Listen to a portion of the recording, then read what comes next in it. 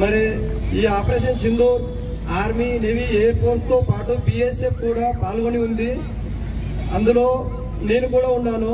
Operation Sindoor మీకు 4-5 రోజులు మాత్రమే ఫైర్ జరిగినట్టుగా అనిపించింది. కానీ మాకు మాత్రం 1వ తారీఖు నుంచి 15వ తారీఖు దాకా కంటిన్యూగా రాత్రి అనగా పగులనగా నిద్ర లేకుండా మేము అక్కడ community force, first line defence, ఆర్మీతో పాటు మేము యుద్ధంలో పాల్గొన్నాము. అయితే అక్కడ చాలా సిచ్యువేషన్ ఘోరంగా ఉండేది. మన మోదీ సాబ్ చెప్పిన విధంగా BSF పర్మిషన్ ఇచ్చి వెంబడే మేము ఏం చేసినామంటే, ఒక సినిమాలో డైలాగ్ ఉంటుంది చూడండి, షేర్ ఖాన్ ఒక్కొక్కరు కాదు 100 మందిని ఒకేసారి పంపించన్నట్టు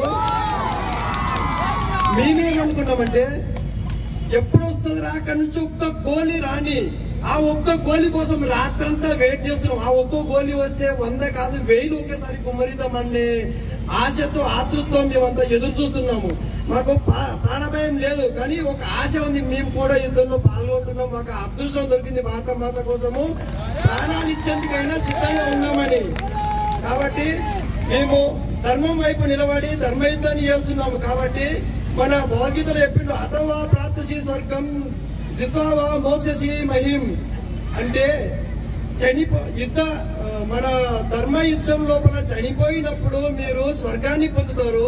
మరి గెలిచినప్పుడు మనము ఈ యొక్క రాజ్య భోగాలని, సుఖాలని అనుభవిస్తామని శ్రీకృష్ణ భగవాన్ చెప్పిండు. కాబట్టి ఆ యొక్క భగవంతుడు చెప్పిన యొక్క ఆదర్శంగా మేము తీసుకొని మా బాటలో కూడా హరే కృష్ణగా మేము ముందుకు సాగుతున్నాము.